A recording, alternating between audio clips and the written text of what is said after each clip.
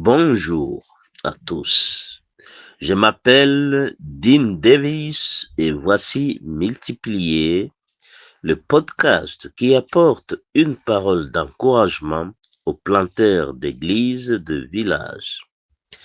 La dernière fois que je vous ai parlé, je vous ai posé une question.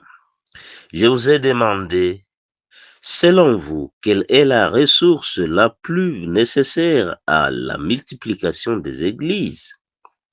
Les bâtiments, l'argent, la prière ou le personne? Il est clair que ces quatre types de ressources sont importantes, mais sont-elles toutes essentielles à l'implantation d'une église? Et même si elles sont toutes essentielles, laquelle des quatre, les bâtiments, l'argent, la prière ou le personne, est la plus importante? Je suppose qu'il n'y a pas de réponse finale et définitive à cette question qui fonctionne dans toutes les situations d'implantation d'église et à tout moment.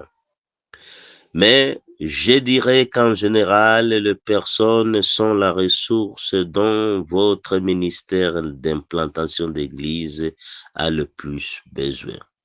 Mais considérer les personnes comme des ressources peut s'avérer quelque peu dangereux. Les personnes sont créées à l'image de Dieu. Toutes les personnes sont dignes d'honneur, de dignité et de respect.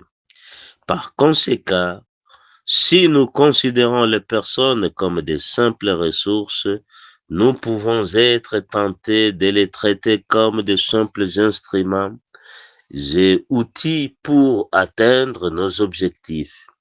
Ce serait une erreur coupable. Mais il existe un moyen de considérer humblement les personnes comme des ressources qui permettent d'atteindre les objectifs fixés par Dieu pour l'Église, à savoir faire de toutes les nations des disciples. Cette façon humble de penser commence par valoriser chaque personne pour le précieux trésor qu'elle est. Dieu vous a donné de nombreuses personnes qui prient dans vos églises. Que savez-vous d'eux? Connaissez-vous bien leur histoire? Qu'est-ce qui motive chacun d'entre eux?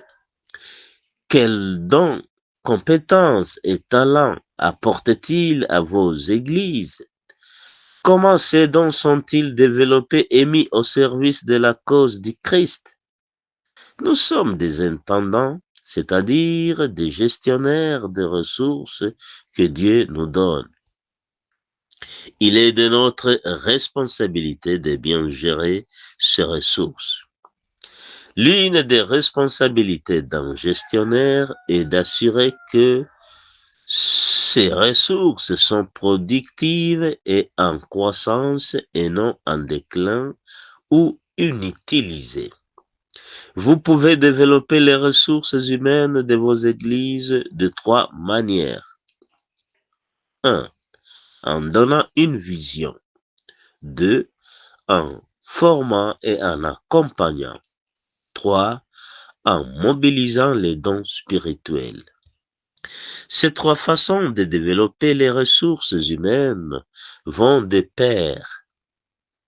Vous connaissez la méthode partage de vision pour aider les gens à voir le plan de Dieu et les méthodes de Dieu pour atteindre ses objectifs. Vous savez comment peindre une image de ce que Dieu a à l'esprit et activer la foi. Et vous connaissez la formation et le coaching pour transmettre une nouvelle compréhension et aider vos gens à développer de nouvelles compétences pour les ministères. La mobilisation des dons spirituels s'appuie sur l'élaboration d'une vision, la formation et le coaching. La mobilisation des dons spirituels pose deux questions. 1. Quels dons spirituels Dieu a-t-il accordé aux personnes que j'ai formées? 2. Comment ces dons peuvent-ils être utilisés pour atteindre les objectifs donnés par Dieu de multiplier les disciples, les cellules des maisons et les églises? Les responsables qui veulent se multiplier se posent constamment ces questions. Au fur et à mesure que Dieu leur apporte des réponses par l'observation, la prière et la réflexion, les responsables deviennent de bons étendants des ressources humaines que Dieu leur a confiées. Ils sont ainsi à mesure de donner aux travailleurs les moyens de servir l'Église en fonction de leurs dons. Il en résulte un plus grand impact de l'Évangile et une plus grande louange au Seigneur. Ce fut multiplié et je suis Dean Davis demandant: avec qui partagerez-vous cette parole d'encouragement aujourd'hui?